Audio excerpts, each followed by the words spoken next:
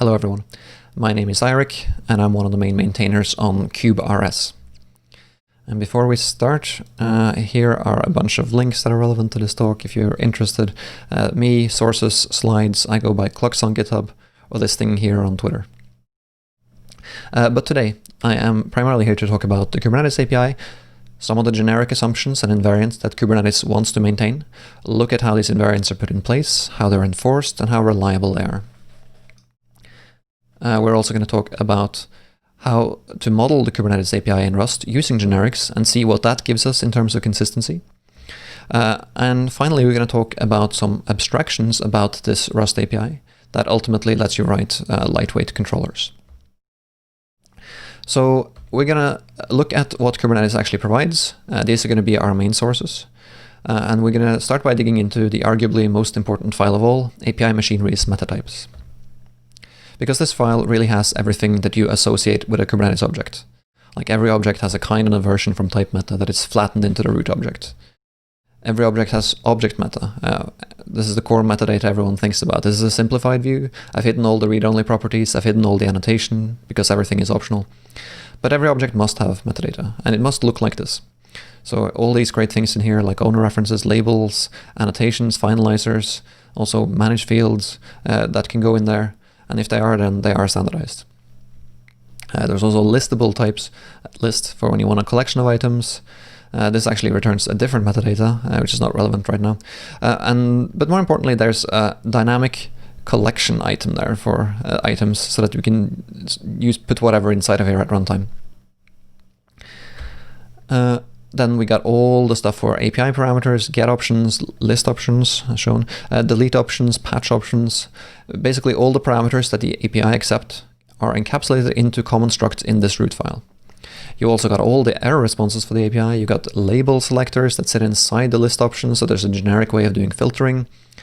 There's also API resource structs for standardizing all the meta information about a resource and how people can use it. And so that all of this and more in basically 300 lines of code.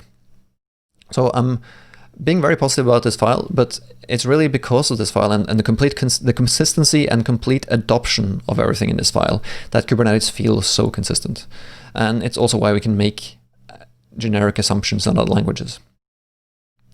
Now, writing structs is one thing. How do we ensure that these structs are consistently reused across all the Kubernetes?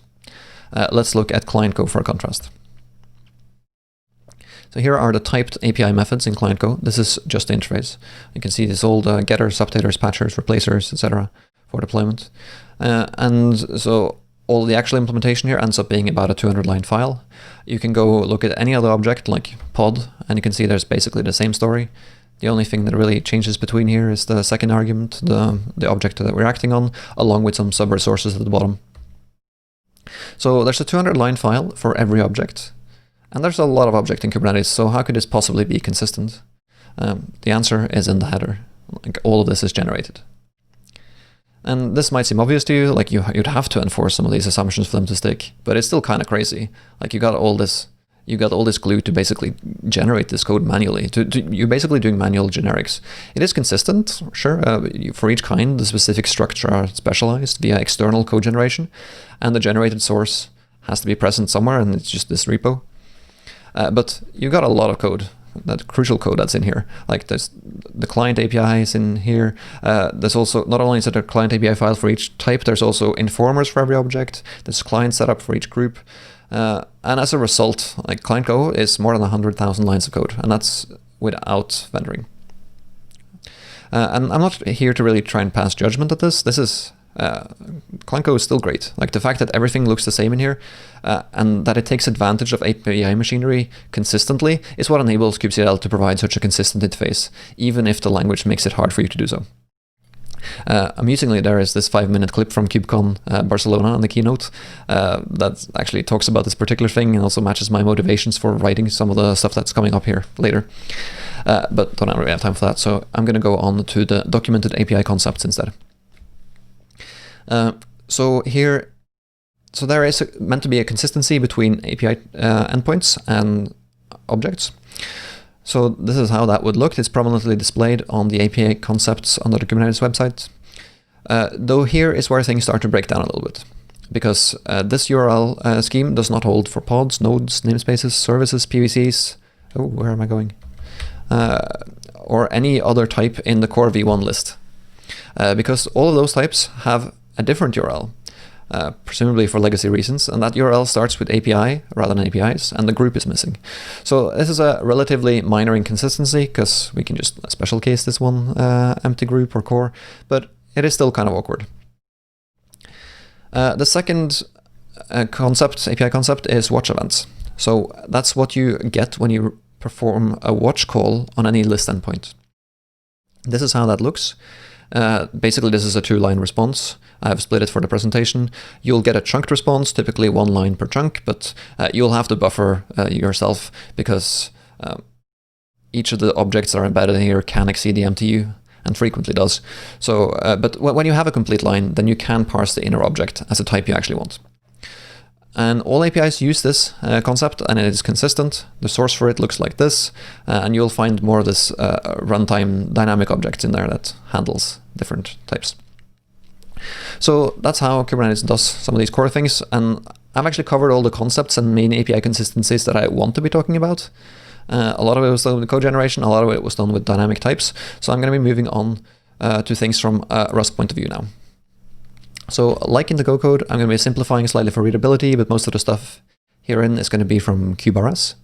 But first, we're going to start out with a project by Arnav Singh, aka Arnavian. Because that project, K8s OpenAPI, is really the linchpin that makes any generics possible. Not only does it generate the Rust structures from OpenAPI schemas, it also factors out some of the consistency into a few traits that is then implemented for all these structures. So a huge shout out to him, like for what I believe is just his side project. I really cannot thank him enough. So his first trait is basically resource. And a Rust trait is, as TLDR, the behavior that you can implement for a type, and then later you can use the trait as a constraint in function signatures. And I say behavior because you can't put dynamic data in there, but you are allowed to put static associated constants, which is what this is. So we can use this to map an API to where on the API it lives. The second trait I want to cover is metadata, which really is just a getter or a generic way to grab metadata that is consistent across all objects. Because even if Kubernetes always puts metadata on the same key, we can't really guarantee that. So we need some indirection, and traits are the way for that. This is how that would look. It's slightly simplified because Kubernetes OpenAPI distinguishes between listable types and list meta, that uses list meta, but everything else uses object meta. And we, from Kubernetes point of view, only really do stuff on top of objects that have object meta, so we're hiding a few details here. But with these two root traits, we can start and build a dynamic API. So you get kind of how it's going to work. So this struct here, it's got all the same information as the resource trait, but it also has got dynamic namespace property, as well as all of these being strings, so you can instantiate this at runtime from an arbitrary object. So while you can fill it in completely manually, there's this nice thing now about the existing OpenAPI struct. We can actually just provide a blanket constructor with one trait constraint. That would look like this for a namespaced resource. So we have all the data. So if this thing implements the trait, so we just copy all of that when constraining by it. And as a result, the resource type is not generic. We just use the trait constraint in the constructor. So with this information and this easy way to create resources, we can now start thinking about how to hit every object's API endpoint. So I'm going to make a very simplified URL mapper, something that let us hit basically every URL endpoint in Kubernetes. So this is that. It's gonna match the API convention for resources, and it's gonna handle that awkward empty group case that I talked about earlier. However, it is slightly awkward. We haven't got all the information I really would like in the trait at the moment. So you can see the resource line actually got a load-bearing pluralization in there. because we only have the kind. So yeah, that's not really a great phrase to use about software architecture, but let alone things that I'm designing. But here we are. Ultimately, with a URL mapper in place, we can hit pretty much anything, and this we can start making a dynamic API. So we're going to focus on create for basic CRUD. So this is how create would look. It takes a post parameters struct, which is analogous to the type in types.go. It also takes some binary data, makes query parameters from post parameters, and prepares a request. You must then execute the request yourself. So this should be pretty similar to how another language client would do it. You get some bytes, go through a URL mapper, make an HTTP call, you get response byte, and you have to deal with serialization yourself. But that's not really what we want to be doing. Like, we don't want to be manually keeping track and mapping resources to serialization formats. What we really want is an automatic serialization derealization system, some kind of mechanism that is generic over K, that is aware of the underlying struct for the resource. So for that, we're going to make our first truly generic type, the API. And this is a wrapper around resource with an HTTP client handle inside of it, along with an empty marker of what type it's for. Because we don't actually store any data for K in here, so this is just a marker for the type system. We need to specify what type this API is for anyway, so it may as well be when we instantiate an API. So we can make an API namespace here by referencing resource namespace. I'm not going to show that, but this constructor would not take anything related to K, so it's really when we construct, we have to tell the type system that it's really for pod here. So that's what this magic syntax on the left of the equality sign is. It's a type hint.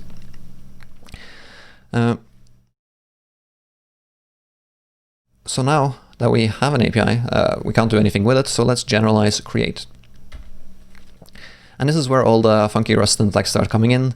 This is what a generic implementation over a type K for a type that is also generic over K comes in.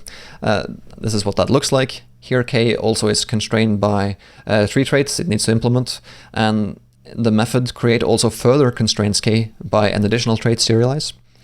So then you can see that the body of create is basically just using the serialized trait, turning that data into JSON, passing it to a client that is then executing the request, and the result is deserialized into the type K.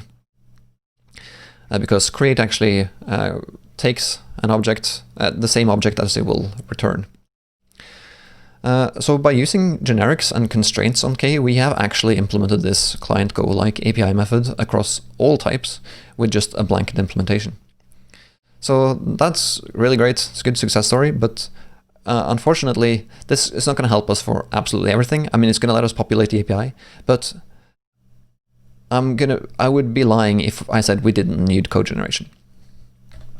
So yeah, code generation does happen in Rust, but contrast, it is a required part of cargo build to execute. And the system that does this is called procedural macros, or proc macros for short. I like to describe them as compile time decorators, because they're just these cute little things you put in front of your structs or your functions, or as ways to customize your derives. So the interface to them end up being super compelling, although they can be slightly tricky to write the first time around. But the benefit is really like this, because of the first class support for code generation, this whole class of errors where you are operating on a stale version of generated code is now eliminated. The compiler disallows that possibility. You don't have to write a happy make file with all of your stuff inside of it that glues this together. And so this is the example that pretty much everyone sees in Rust the first time. Serde, fantastic serialization library. If you slap these two things in front of a struct, then your struct will now implement serialize and deserialize, and you can convert it between various serialization formats. You can customize it further with struct level or field level attributes. In practice, you end up writing much of the same gunk / annotations as you would with Go's JSON encoding to like distinguish casings of your code and disk format. But there's a lot of safety in having this be top level code. Like, this actually goes through proper Rust code to transform it into Rust code, and there's real good error handling telling you where everything came from, at least if the proc macro is written well. So we can actually make our own derivables as well. And so I'm going to be showcasing Kube's custom resource proc macro. Here we are telling Rust to derive custom resource on foospec. And we're telling Kube that the various attributes that this derived type is going to have. Like we're telling it the resource parameters, group, version, and kind. And it's then going to go, and the proc macro is then going to create all the code around the custom resource that we're going to need.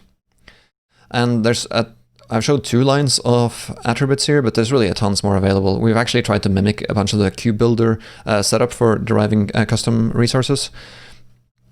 So there's a whole slew of things there for customizing how your CRD looks. But what this actually ends up doing, it creates a foo type. It attaches this spec that you have here onto the foo type. It attaches a status type onto the foo type if you have one. I have specified one here. It attaches metadata, type meta. It also makes a convenience constructor and a CRD method to generate a CRD.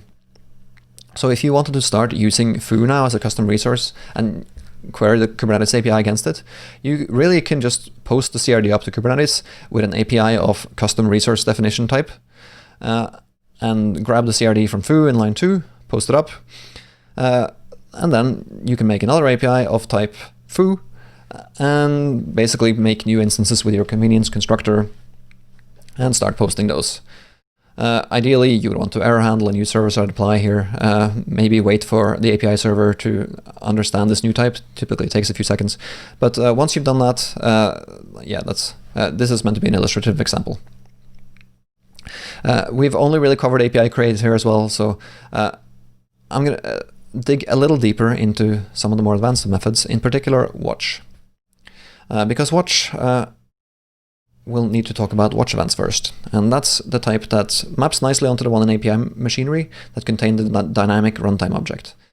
In Rust, watch events can be packed into a fully generic enum for a fully typed one, which is great. We also got some SERDI annotation here to tell SERDI that the values in the enum variants go on the object key and the enum variant name go into a tag key. So this and the tag key is also sent and received as uppercase. That is to match the convention in Go for constants. So you'd expect that a watch endpoint on API would return some form of watch event in the signature.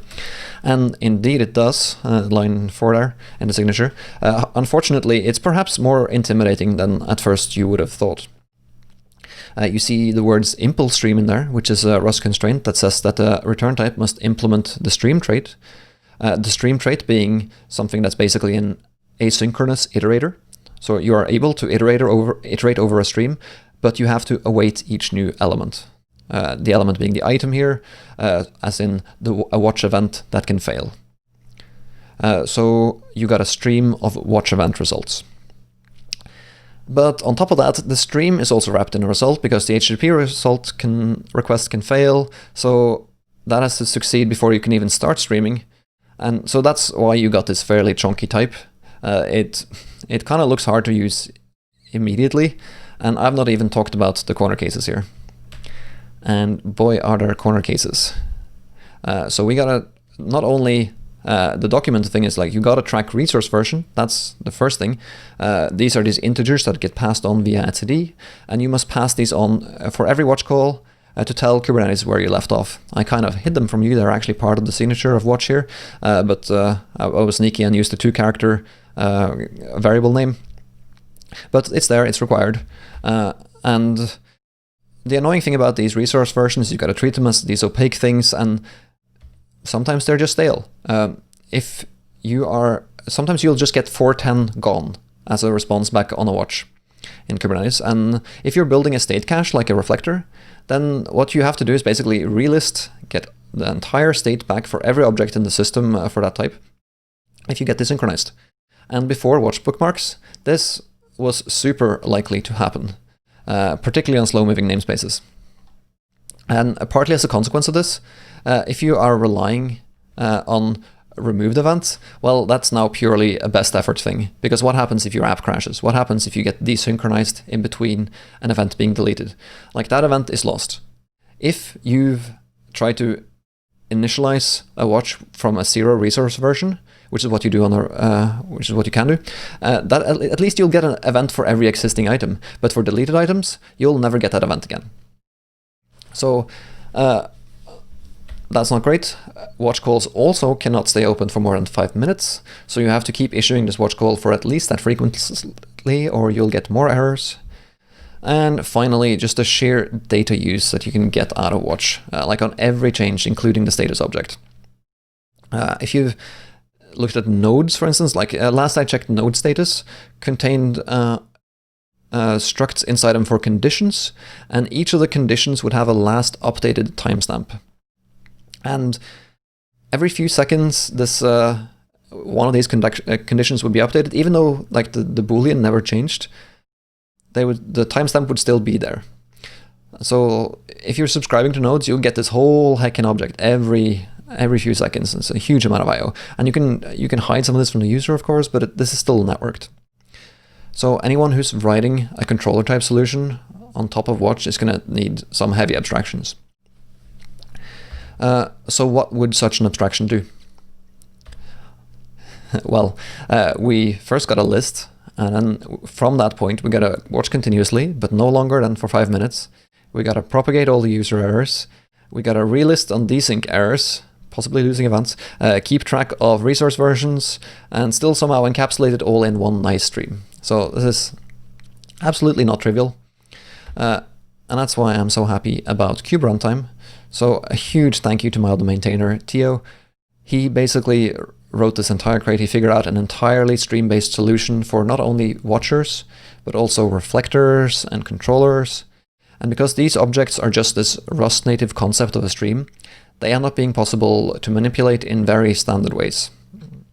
Like you can store them easily, pass them around, extend, integrate, instrument, test. Like we've not even gotten fully around to showcase nor proof of concept all of this properly. And so caveat that this does have rough edges, but it's definitely the best evolution point so far for a controller runtime in Rust. So I'm going to be covering quickly how these three objects work. And I'm going to start with watchers. And funnily enough, watchers actually end up being one of the more advanced of the three. And that's entirely due to all the corner cases in watch that I spoke about. Internally, we actually model it with a finite state machine. And we are using something akin to a state transformer, if you're familiar with that term, to pass around the state, which is the enum shown above, and the actual watch events, which is the ultimate thing that we want to return. So sometimes the watcher is actually going to be giving you a whole chunk of items, which is what happens during a relist. Generally, you want to be working with a flattened version of the stream that a watcher is outputting. So we have some helpers for that. But this is the internal machinery. If you want to use it, suppose you want to subscribe to added or modified events for config maps in some namespace, then this is how that would look. Line 4 here being the crucial one. You create a watcher on a config map API, and then you apply our helper to flatten and filter for only the applied events. And this is now going to handle all the watch complexity for you. This loop should run forever. And the fact that there's also an unflattened stream that we can work with means that any state store that we build on top of a watcher will always have some data even during a relist. And that's why that's there. So let's talk about a state store, because that is what a reflector is meant to be. Like it's something that builds on top of a watcher by recording objects in a store as events pass through. So when watch events happen, we either insert, replace, or remove objects from a store, and then we pass these events unmodified just straight through. So it's a slightly complicated signature here for all of this. You need a store, which I'm not defined, but it's really just a hash map of object reference to Kubernetes objects. You're also going to need the unflattened stream from the watcher, which is W. But ultimately, this ends up just being this one-line intercept on a watcher stream. So it's a really nice conceptual thing. To use a reflector, you just make a writer and a watcher, combine the two. And then you can use the reflector just as a watcher in the last 3 lines. In fact, those 3 lines are identical to the first example. But the more important part is the 3 lines in the center. So you not only do you have to create a writer, but you can also create a reader from this writer. And this reader you can pass along as state to a web framework, like to expose it, because this thing can be cloned.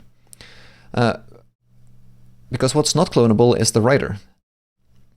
Because it's kind of unsound to have multiple things writing into the same store. So this is illegal. And by illegal, and to clarify, I don't mean it's a documentation convention.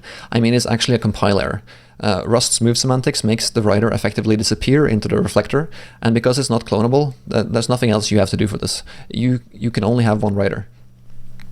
And that's one of those great guarantees you get that you get from this language that I'm super happy with. So I'm going to be moving on to the final object that builds on top of these two, and that is the controller. And a controller is a system that reconciles a root object or a custom resource along with a child object that it may own, or many child objects. And it then is going to call a reconcile function when anything related changes. So the controller's job is just combining input streams from these various objects, debouncing reconcile requests, scheduling retries, and it's up to you as the application developer to make sure that the world is in the correct state when you build a reconciler. So when you get a reconcile request, you have to reconcile the root object and anything related to it that you own. So there's a builder pattern to create a controller here, and that should remind you quite a bit of controller runtime. It's in fact heavily inspired by it, and we even got some help from some of the maintainers on it. So this here actually ends up being a completely sufficient main for running a controller. This example tries to make a controller for a config map generator, which is a custom resource that is meant to control a config map and ensure that the generator's state matches a config map state. And I showed you earlier how to derive a custom resource from a struct earlier. So the only remaining bits here is how to provide an error handling policy and a reconciler function that will be called with the context that you define.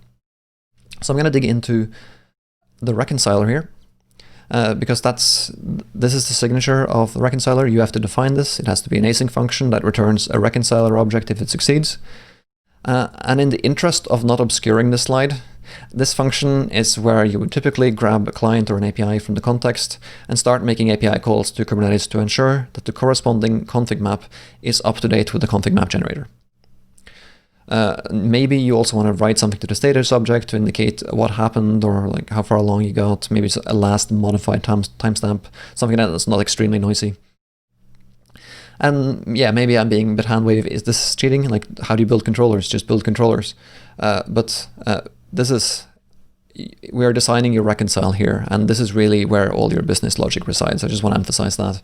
And all of the advice on controller building from controller runtime or QBuilder generally applies here, and there's tons of good talks on getting this stuff right. In general, the TLDR is that reconcile need to be idempotent. It needs to be able to resume in the places it failed, as in if parts of it had succeeded, then it should just keep going and follow on in the next iteration. You should use server-side apply to have less error cases. You should use finalizers or owner reference to garbage collect, because, as I said, you cannot rely on removed events reliably. So that's the general gist, but we do have some complete examples here. There's two repos, controller RS, which is a controller for a custom resource foo that lives inside of Actix. It's got tracing, it's got custom metrics. It's 3 files, about 250 to 300 lines. And then there's version RS, which is a more lightweight deployment reflector that exposes its reader through Actix, and that's a single line file. 100 lines. So ultimately, we don't really want to be doing a bunch of scaffolding here like what KubeBuilder is doing. We want you to just choose your own dependencies. Do you need a web framework? Yeah, pick one. It's pretty good practice to expose metrics, so at least a simple web server would be useful here. You probably want some observability tooling. Tracing ecosystem in particular is really solid for this. You can just slap on a hash instrument proc macro and add your favorite tracing subscriber. Sentry is great for error reporting. Prometheus is great for custom metrics, so I can highly recommend all of these. But beyond that, yeah, you just have to investigate. This is really all that I'm going to be talking about for Kube. So I've been talking for some time. I hope this has been helpful. Source for all this is in the link. All of this is published on crates.io. Slides are available. The API crate that I'm talking about is has been reasonably stable, but kube runtime is still very new, so anyone who's willing to get their hands dirty help is appreciated.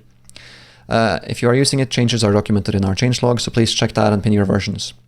Also, I want to thank Babylon Health, who I work for. They do great things for Kubernetes in the healthcare space, and they are also great in their commitment to open source, and have been particularly encouraging with respect to this talk, so big thank you to those guys as well. But that's really it, so thank you very much for listening to this, and goodbye.